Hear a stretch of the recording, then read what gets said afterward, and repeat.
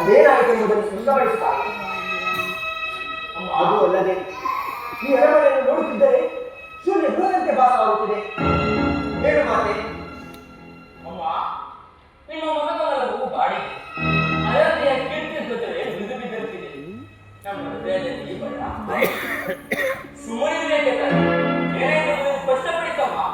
ಅಮ್ಮ, ಏನಾಯ್ತು ಎಂಬುದನ್ನು ತಿಳಿಸುತ್ತಾರೆ. ಹೆತ್ತ ಮಕ್ಕಳಿಗೂ ತಿಳಿಸಬಾರದಂತಹ ವಿಷಯವೇ.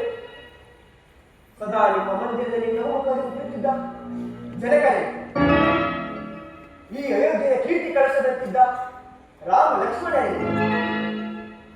ಮಾತೃಶ್ರೀ ಸಮಾನರಾದಂತಹ ಸೀತಾ ಮಾತೆಯವರು ಒಬ್ಬರೂ ಕಾಣಿಸುತ್ತಿಲ್ಲವಲ್ಲ. ಮಾತೆ, ನೀನು ಏನೂ ಹೇಳದೆ ಈ ರೀತಿ ಮೌನವಾಗಿದ್ದರೆ ನಮಗೆ ತಿಳಿಯುವುದಾದರೆ ಹೇಗೆ? ನಿನ್ನ ಕೈ ಮುಗಿದು ಬೇಡಿಕೊಳ್ಳುವೆ. ತಿಳಿಸು ತಾಯಿ, ಏನಾಯ್ತು ಸ್ಪಷ್ಟಪಡಿಸಮ್ಮ.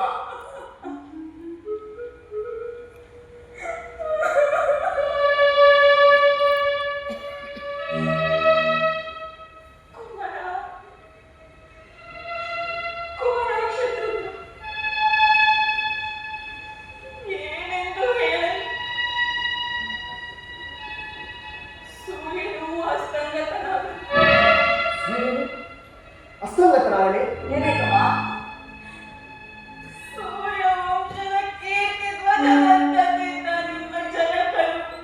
ನಮ್ಮ ಜನಕರು ಜನಕನಿಗೆ ಏನಾಯ್ತಮ್ಮ?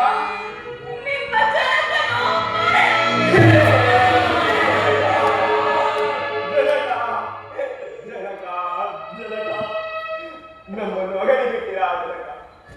ಸ್ವರ್ಗಸ್ಥರಾದಿರ ಜನಕ, ಸ್ವರ್ಗಸ್ಥರಾದಿರ ಜನಕ ಜನಕ ಸ್ವರ್ಗಸ್ಥರಾದಿರ ಜನಕ ಸ್ವರ್ಗಸ್ಥರಾದಿರ.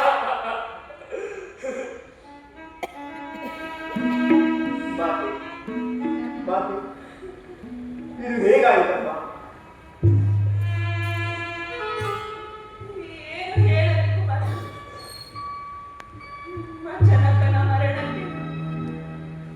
ನಿಮ್ಮ ಜನಕನ ಮರಣಕ್ಕೆ ಪಾಪಿಯಾದ ನಿನ್ನ ತಾಯಿ ಏನು ಹೇಳುತ್ತೀರಿ?